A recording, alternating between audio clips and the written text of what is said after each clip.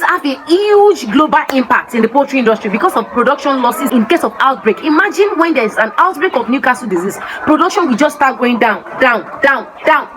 Imagine you having 50 crates as your production per day, and when Newcastle disease sets in, you start seeing 40, you see 30, you see 10, you see 5. Yes, 2 crates, from 50 crates to 2 crates. That is very, very crazy. It's been a while here, but I've went to go and pack some value from you, from my veterinary doctor. I mean it. So this video is going to be an episode video. We all know as a poultry farmer that disease is our enemy. On this series, we're going to be treating and going to be discussing on any disease you can mention in poultry industry. This information is gotten directly from my veterinary doctor. We're going to be discussing on every poultry disease that we have ever seen in the poultry industry, and their medication and their vaccination. So that's why I say I've come to a lot of value for you. So stay tuned. In this episode, we are going to start with Newcastle disease. You've heard of it before, probably, or you might not have heard of it before. Newcastle disease is a highly contagious disease. It's highly contagious. In fact, it's a viral disease that if care is not taken, all the flock might be wiped off for Newcastle disease. I know so many farmers may have had experience with Newcastle disease. So let's get into Newcastle disease and learn the prevention, medication, and the treatment of Newcastle disease. This disease have a huge global impact in the poultry industry because of production losses in case of outbreak. Imagine when there is an outbreak of Newcastle disease, production will just start going down. Imagine you having 50 crates as your production per day, and when Newcastle disease sets in, you start seeing 40, you see 30, you see 10, you see 5. Yes, 2 crates, from 50 crates to 2 crates. That is very, very crazy. That is how contagious and how deadly Newcastle can be to poultry industry. So let's learn the cause of Newcastle disease. Newcastle disease is caused by a viral organism which is transmitted through the air.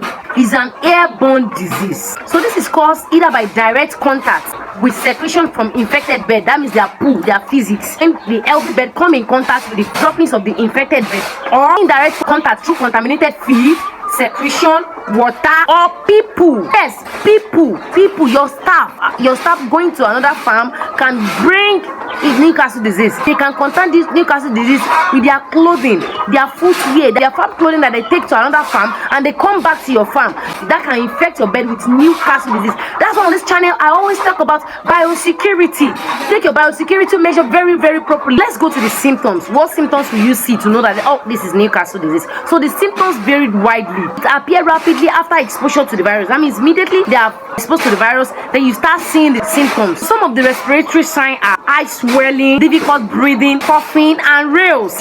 Rails is when they are sounding like frog. Have you ever been to a farm and you're hearing some funny sound? That usually happens in the night, and they are sounding as if there is a toad or a frog inside your farm. They'll be sounding. They will not be able to breathe very well. So those are the respiratory signs that you will see when you have an outbreak of Newcastle disease. They can also show some nervous signs like moving in circle, paralysis, twisted neck. You know, some birds are very, very funny. They'll be twisting their neck and be pointing to Newcastle disease. The most common sign that we know in the farm is greenish diarrhea. That's not the only sign. It comes with different signs.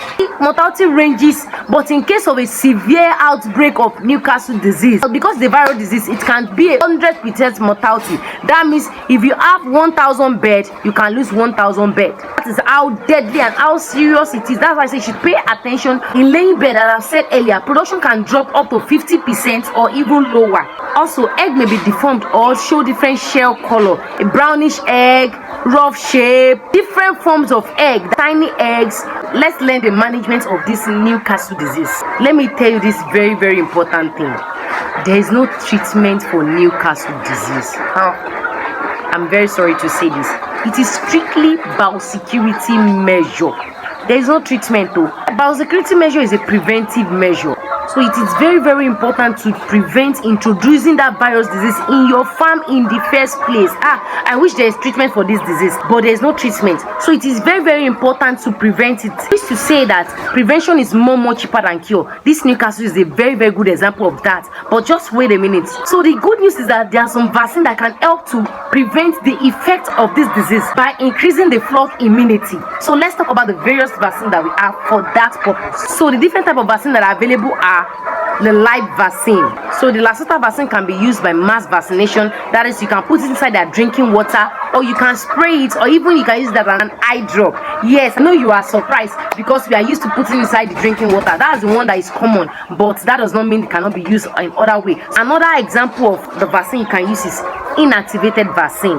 We have talked about live vaccine, and now inactivated vaccine, commonly used after live vaccine for boosting and longer protection. Example is Comoro vaccine. It comes in an oil form and it can be injected. Just keep in mind that vaccine is for prevention, not for cure. So when there is an outbreak, I would just advise that you call your veterinary doctor. This is to help you know what you need to do to avoid calling your veterinary doctor. Sure you get, because prevention is more cheaper than cure. Remember, your veterinary doctor is going to charge you if you call them. So do this and sensitize your farm from having an outbreak of disease. So this is where I'm going to end this episode. Remember, this is an episode video, so don't miss out on the next episode on this poultry disease that we have and how to manage them. So if you have not subscribed to my channel, rush down to go and subscribe, and also hit the notification bell because you don't want to miss anything in this episode. So I will see you in my next episode. Bye.